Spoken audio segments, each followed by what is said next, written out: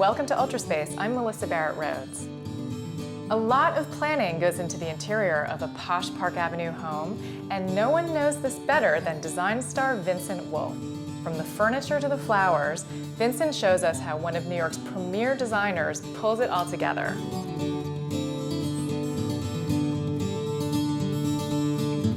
After several months of renovating the duplex apartment, the interior furnishings are delivered and the rooms are styled by Vincent and his team in just one day.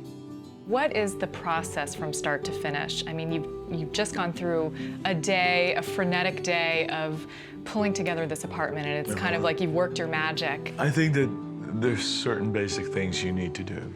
First is find out what it is that the client wants. Second is to conceptualize it.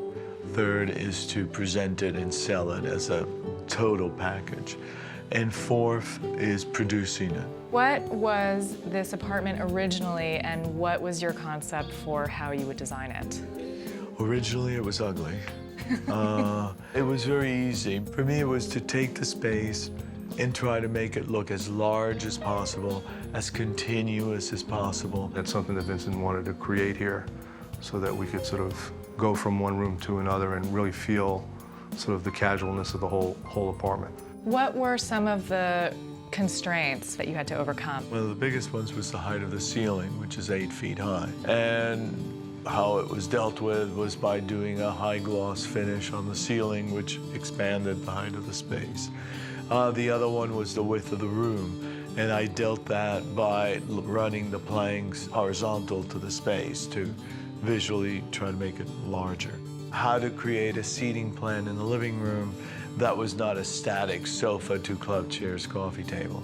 And that was achieved by creating the corner banquette over here. Structurally, what did you do to make that happen? Well, we increased the size of the foyer by eliminating a guest closet, making the opening from the living room to the foyer bigger, altering how the kitchen worked to make it feel like when the doors open, it's all continuous. I tried to organize the space. I noticed the overscale mirror, which is another signature of your work. I think you invented the huge mirror yes, leaning on the wall. Many people take something and just lean it against the wall because they don't know where they're going to put it. And it's arbitrary. Right. It was done on purpose to sit on the floor. I wanted you to come in, see the width of the space, see the light reflecting, which would then bounce this way. The staircase was completely remodeled. Vincent designed this curved staircase that very gracefully goes up to the second floor within this square entryway. Tell me about what you've done here that has different functions. Well, the first thing here in this particular apartment was of giving you wherever I did not need to furnish, I wanted to be left open. So you perceived a lot of space. And it, not for instance, like back here, it's empty, but that gives you the impression when you come in of an extravagant use of space. That the negative space is also important. Absolutely, because it makes it look like there's so much space. If there would have been another piece of furniture there, you keep cluttering it up. And I wanted you to be constantly seeing more empty space. And it really allows for this table to have breathing room, and for the staircase, it's such a beautiful design to be, a feature. Well, and I mean, they're double functions because this table, which serves as a foyer table, becomes an additional dining table. Do you have a minimum budget, for example, that you will work with? Money is not what makes my judgment. Is the space interesting? Are the people nice? And that is really what my main focus is. Is this going to be an exciting, enriching experience for everybody concerned? The process starts when you sort of meet with Vincent and talk about sort of really lifestyle more than design. And then he incorporates that into his sort of mind and scheme as to how he wants the design to work. And then, we sit down and talk about it and come up with a plan.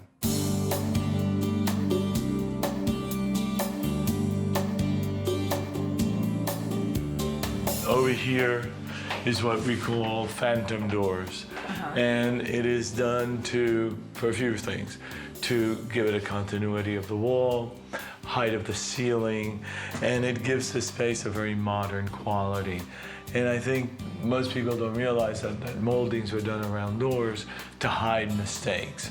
So when you're doing a detail like this, it's really pointing out the craftsmanship and the detailing in the space. And it's true that actually doing something that's a simple design is harder to achieve. It's more expensive to do minimal than to do decorative. So you're hiding more, and you can't fool the eye. You know, if there's problems here, you're gonna see it. My favorite part is the bedroom.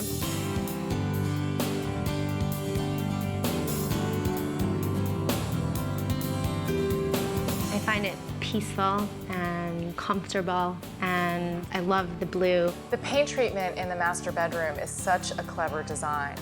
The bed is pulled away from the wall by about a foot, and then he had his painters paint a darker blue rectangle behind the bed, and the impact of that is so great when you walk in the room. It almost gives you an optical illusion that there's perspective and that the wall opens up into another room. There are some really interesting treatments in here, and I've seen you've broken some rules, like the bed is floating out from the wall. Well, I floated it away from the wall, so you have the sense that the room is bigger than it really is. I didn't want to take the bed and put it against the block of color. I wanted the block of color to float. And you've layered a lot of different blues in here. It's just such a nice depth to it. It's so funny because everybody goes to the thing of walking with their sample of fabric. Does this match this? Does this match that? And I don't, I've learned that lesson that yes, it may all match, but that doesn't mean that it's going to be the most interesting room.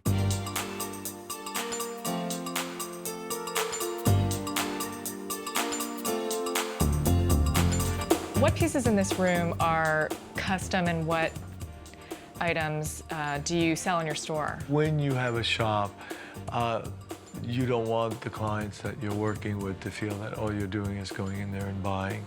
And that's not what they're paying for. They're paying for couture, and that's what it should be. It should be all tailored very specifically to them. They're getting the advantage of the fact that I'm traveling around the world finding these pieces, and I think that that is really to their advantage. How do you make a room look timeless and not trendy? I think that that literally comes from experience. I think those trendy rooms are that moment. What I try to do is just hit all different period styles and just blend them together. So what seems of interest at that moment, like let's say if things right now are very straight line, the coffee tables are saying that. But then, people are feeling more traditional, and then the traditional chair is what they focus on. So I'm trying always to give you different emotions within the space that can appeal to what is appealing to you at that moment. Coming up next, a weekend getaway that's the definition of country chic.